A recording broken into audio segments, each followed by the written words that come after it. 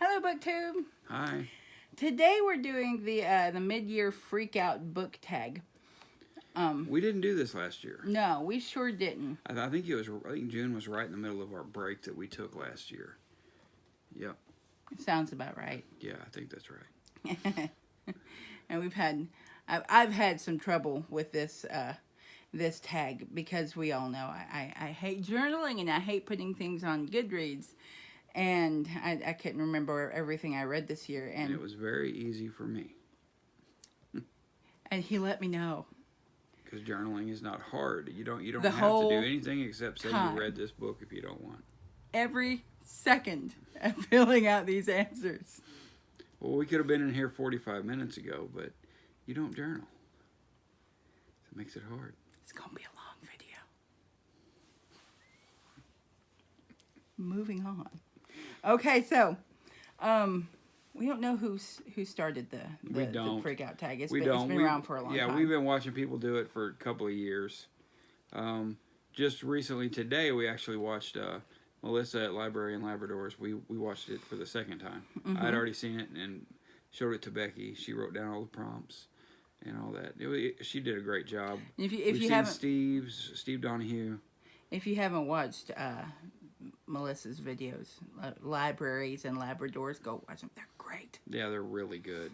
Yeah, she likes old school romance books, which you don't hear of a lot of younger people reading old school romance. Because she has great taste. Yeah, she does.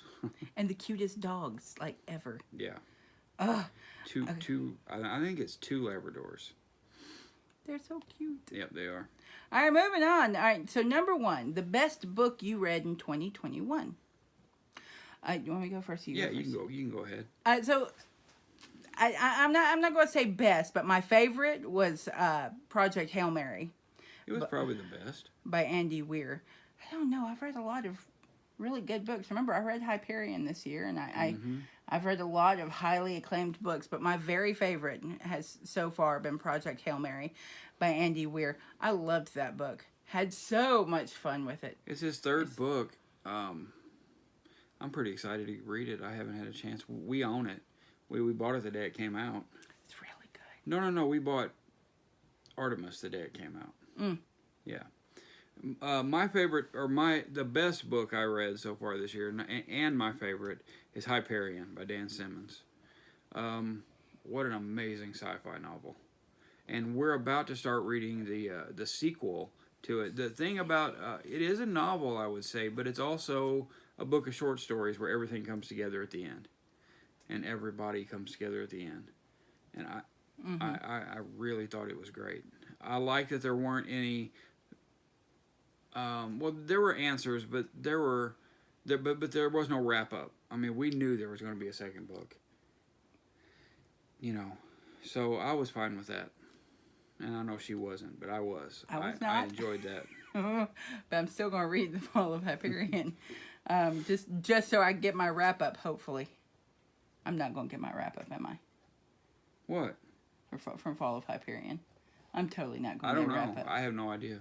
It's just not going to happen. I just know it's not. It goes to Endymion right after that. Okay, then. So you may. That'd be nice. Yep. So number 2, best sequel you've read in 2021. For me, that was The Night of Lost Lizards. By Death on the Night of Lost Death Lizards. on the Night of Lost Lizards. Sorry. By, is it Julia? Yeah, Julia Buckley.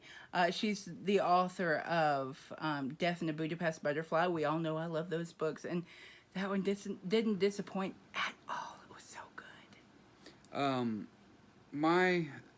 My best sequel that I read, I don't read a lot of sequels. I don't like long series.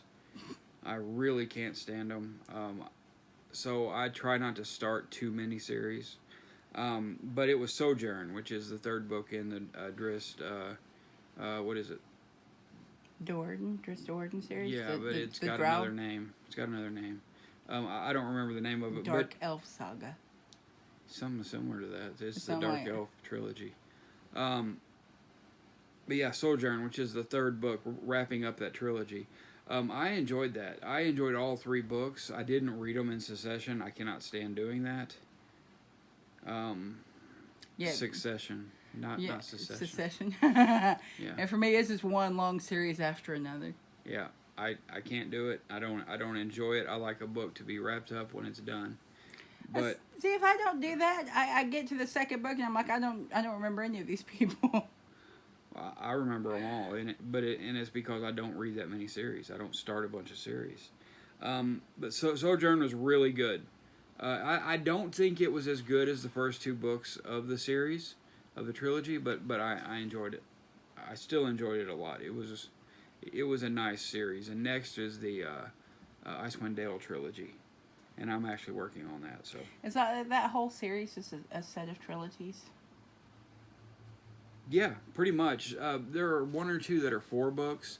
I think he has over 30 books out though that are set in the Forgotten Realms world. Okay. Yep, I doubt I'll read every one of them. All right. I just don't think I will. Okay, number 3, new release you haven't read yet but want to. For me, it's Little Black Book by Kate Carlisle. It's a part of the Brooklyn Wainwright series. I haven't gotten to it yet. It just came out this month, so I'm looking forward to it. It's the Bibliophile series. It's so good. Yeah, mine is How the Word Is Passed by Clint Smith. I saw this on Steve Donohue's channel right before it came out. He got a finished copy and loved it. Said it was wonderful. And then I saw it on James Holder's channel yesterday, and he was talking about how I think he's about to start reading it, but it is about slavery and how we look at slavery today and things like that. You know, how we see the way that it was back in the days of slavery. So yeah, I really look forward to that. It's a nonfiction book, which I don't read nearly as much of as I do fiction.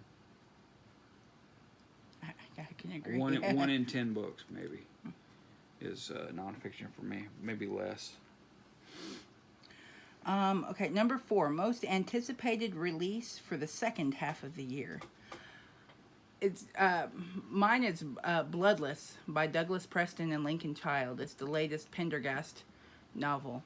I love those books. Yeah, they are I'm good. Not quite up to date on I've them, read but I'm the very first close. 5, I think, something like that. I've read like 5 of the series. I've read the first 16. Yeah, I know. They're so good. Again, series. They're awesome. Mine is Light Chaser by Peter F. Hamilton and Gareth L. Powell. I really look forward to that book. I'm a Peter F. Hamilton fan, even though he writes some thick, huge works of science fiction. They are readable. They do get slow, but I don't think I've ever been bored reading a Peter F. Hamilton book. Pandora's Star, that kind of stuff. Great stuff. He doesn't write. He's not that prolific because his books are so big.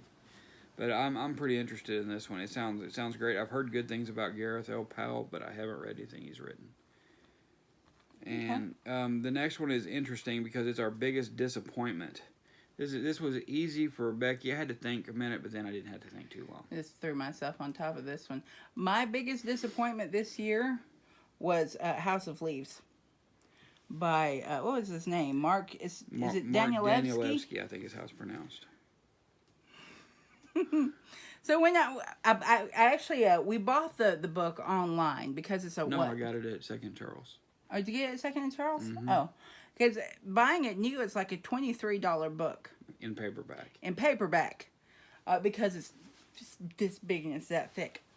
And I was walking through Barnes and Noble, and you know how on the shelves underneath the books they have those little pieces of paper that tell you, that makes it their staff picks, that kind of thing. It tell you what they thought of it, why you should buy it, and it said this is the only book that ever gave me nightmares, and the only thing I can think is that the fact that it is so shoddily written is what gave him nightmares. Yeah. What I've read of it is crap. That book is better off as a doorstop. Yep. I've never been so mad. And we still own it. It's over here somewhere. I don't DNF books as a general rule. It is very, very rare that I'll set a book down without finishing it.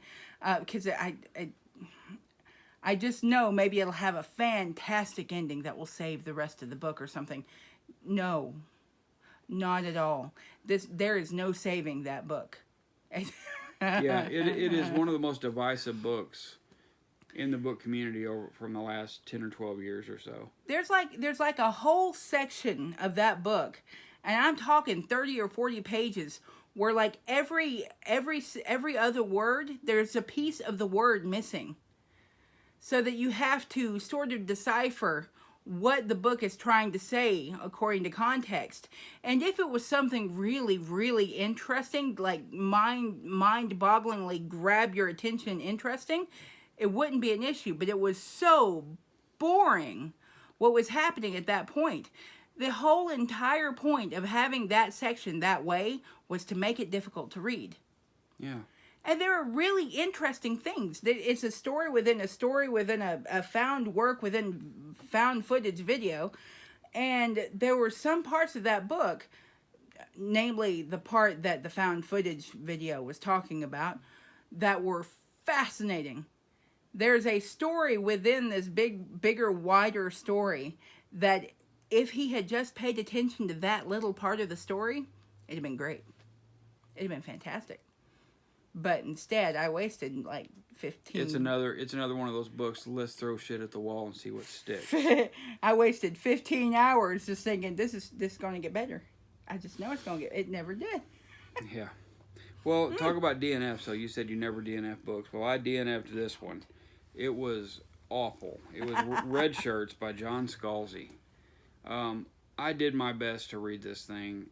I read over a third of it. And the dialogue was terrible. It was so stilted and try hard, and there's one thing I cannot stand is to be pandered to. That's the reason I hated Ready Player One. The book was a pandering mess. They both were. They just pandered to who they thought their audience would be. Like Ready Player One talked about Nintendo games and stuff like that just constantly, and then instead of talking about how something happened, they say think about how it happened in Super Mario Brothers or something like that. It's awful. But Red Shirts was the same with Star Trek. Nostalgia doesn't do it for you. No, I am not a nostalgic person. I don't miss things from the 80s and 90s. I mean, I'll go back to those and I'll read those books. But not because not because I feel like I missed something from that era. It's just because there's some good stuff written back then, and I want to read it. Yeah. But Red Shirts was terrible, and another disappointment, not on the same level of Red Shirts though, is Death in the Clouds by Agatha Christie. I know a lot of people love this. They say it's one of her best books. We did not like that book at all, and a lot of it had to do with the science was junk. She didn't expect her audience to do any research, which, when it was written, they probably didn't. Yeah, it's kind of par for the course at that time. It's easier these days to do research. But, that kind of stuff hurts a book for me. So, yeah. Yeah, it's just a product of its times. Yeah. A good portion of that book, we were just bored to tears. Yeah. And we love Poirot. Mm-hmm. He's a great character. All right, number 6, biggest surprise. We talk about this one a lot. My biggest surprise was the Ice Planet Barbarians. You can never get that. It's a mouthful, by Ruby Dixon.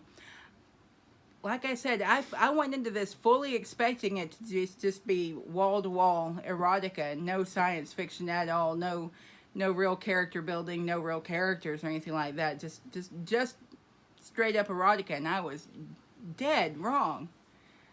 I'm plowing through that series, and I love it so very much. And I was really surprised. You've even read some of the offshoot series, haven't you? Mm-hmm. Part of the offshoot series. Mm-hmm. Okay. I'm most of the way through the offshoot series. Actually. Oh, are you? Yeah. All right, and my biggest surprise was The Gray Man by Mark Graney. I didn't realize that this was on Steve Donohue's best action, or best, I don't remember, action adventure maybe, books. Thrillers. Oh, best thrillers. I didn't realize that the Gray Man, made appearances on there, but my God, that first Gray Man book was amazing. And in July, I'm reading the second book of the Gray Man series. It's made me want to just keep reading them, and I can't. I have a lot of other stuff to read, and I don't go through those books all that fast because I'm not the fastest reader, and they are thick, big old thick books. It didn't take you long to read that one though. No, it didn't, but it's time I don't have at the present moment. I'm doing a whole lot of buddy reads and stuff and enjoying those. So yeah, Okay. it's the Gray Man, Mark Graney is my biggest surprise so far of the first half of the year. Okay, so favorite new author, debut or new to you? Again, Ruby Dixon. She, I think all of her books are actually on Kindle Unlimited. No, yeah, maybe. Well, Maybe. She's the got Ice a whole lot on Barbarian there. books are. Ice Planet Barbarian. Yeah. Mm-hmm. The Blue People are on there. They're fantastic.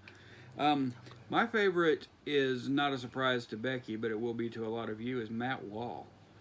The paperback junkie here on YouTube, on BookTube. I really enjoy everything I've read by him. He does a lot of poetry. He does a lot of fiction. I don't think he's writing a lot of fiction right now. He may be, actually. He did say he's working on a book. I don't know if that's a book of poetry or if that's a book of fiction. But I've read quite a bit of his fiction this year, and Hank Bradshaw, who you'll hear about here in a minute, is an amazing fun character. Such a smart ass. He reminds me a little bit of Matt in a way. So I think Matt put a little bit of himself in there, but my God, this guy, his quips are just amazing. He's a great character. And I'm going to read all the Hank Bradshaw. I've read most of it already, but there's I think one work I haven't read that has Hank Bradshaw in it. Yep, but yeah, I enjoy that a lot. Okay, newest fictional crush. We don't really read books like that. I mean, well, I read romances all the day long, but yeah, but they're fictional and don't really get crushes on. I don't really get crushes, honestly. So yeah, we don't, and especially from a literary characters on TV. We've known people that have had huge crushes. Can't stop talking about these television characters or these book characters. I'm like, God, you are pretty bad. You're pretty sad. No, I'm not saying that. No, we're not saying crushes on fictional characters are sad. It's sad when it runs your life. Yeah, and we've known people like this that are their fandom has completely taken over. It's awful. Yeah. Number 9, newest favorite character. My newest favorite character is Ryland Grace from Project Hail Mary. He's a great character. I mean, a great character. He's so much fun to read. Yeah, mine is Hank Bradshaw, who I was just talking about, that is written by Matt Wall in some of his books. Hank is, like I said, he's a smart ass.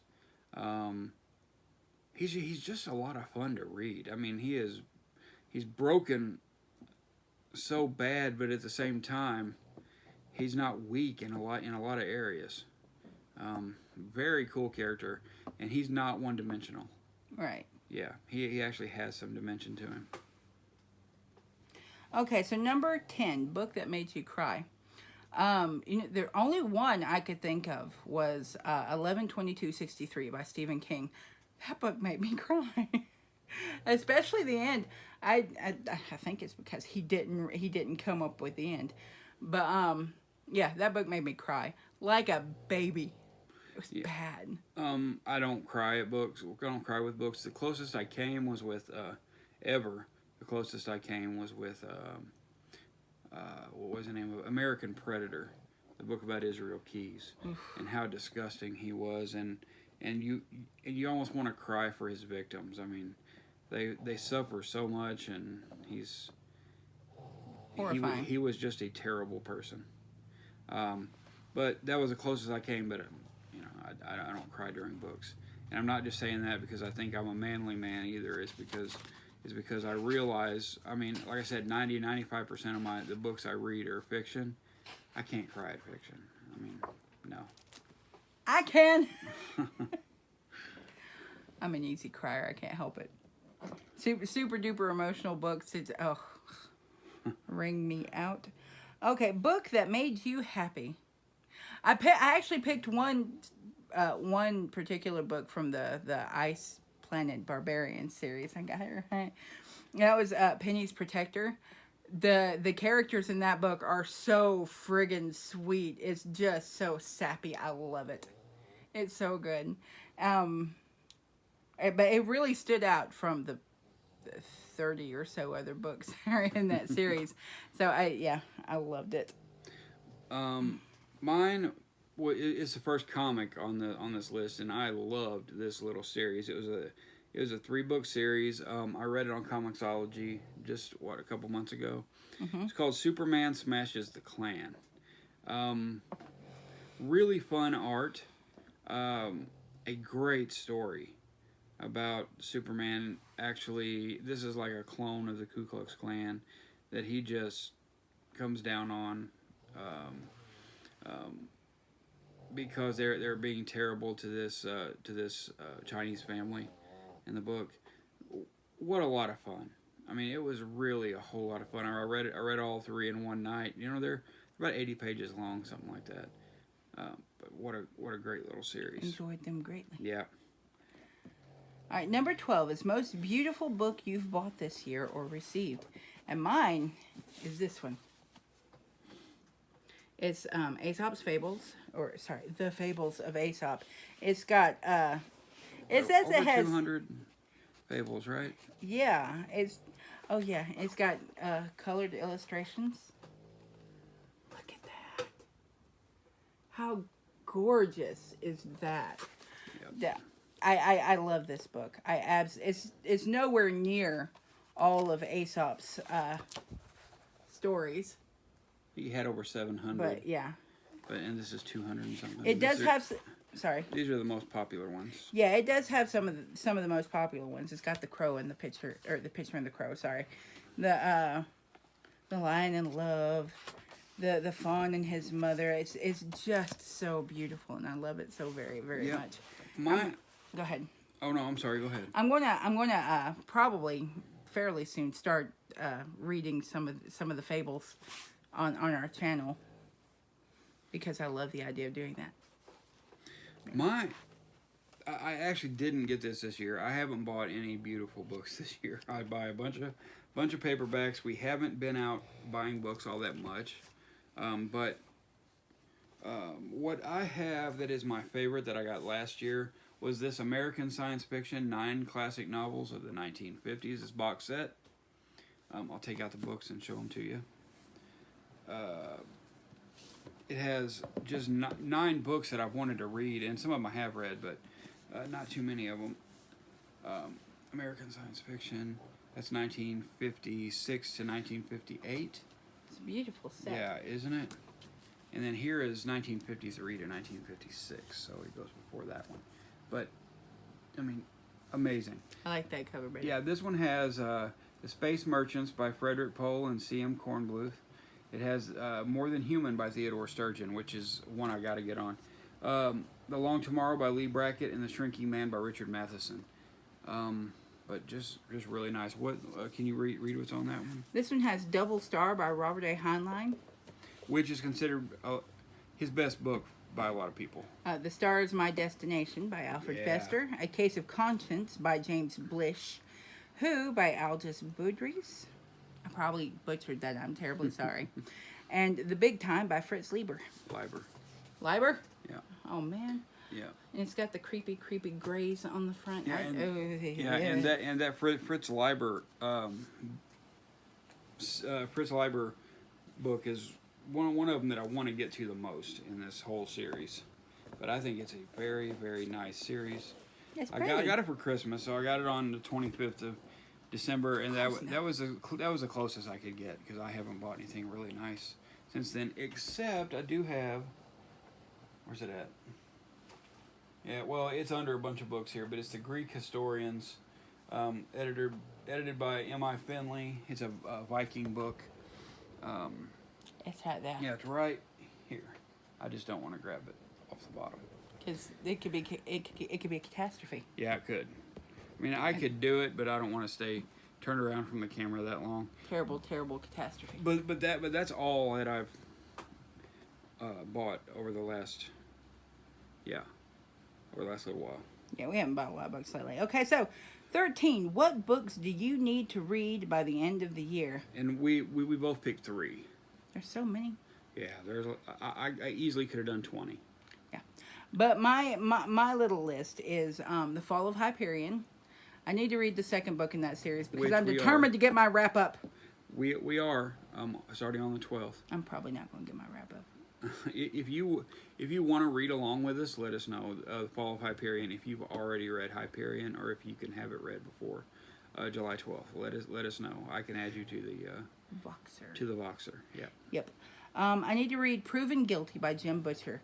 I'm going to get back into the Harry Dresden Files books because I stopped mid-series, like 4 or 5 in. I think, well, Proven Guilty is 5 or 6.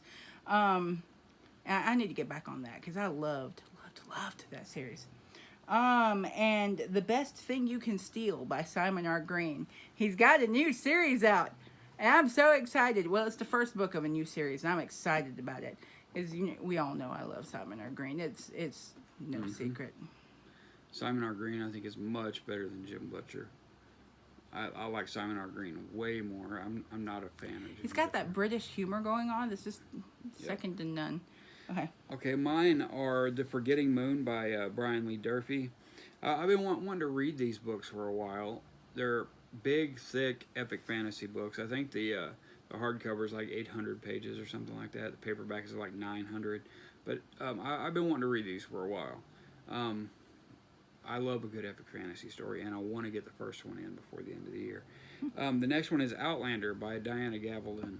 I keep seeing Melissa from Libraries and Labradors and Steve Donohue. I've heard him talk about this series and how much he likes it.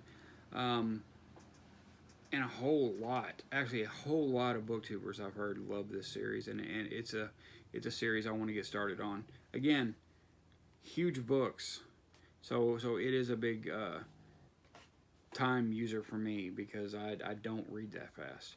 And the last one is Hamnet by Maggie O'Farrell, which I own. I bought it right after it came out right after it was released in the U.S., and I haven't read it yet. Need to get on top of that, Yep. Rose. Yep, I've been wanting to read that for a while. And this one we have no answers for. Number 14 is Best Book to Movie Adaptation. We haven't watched many movies this year. No, we've watched very, very little cinema. Last year was really weak for cinema.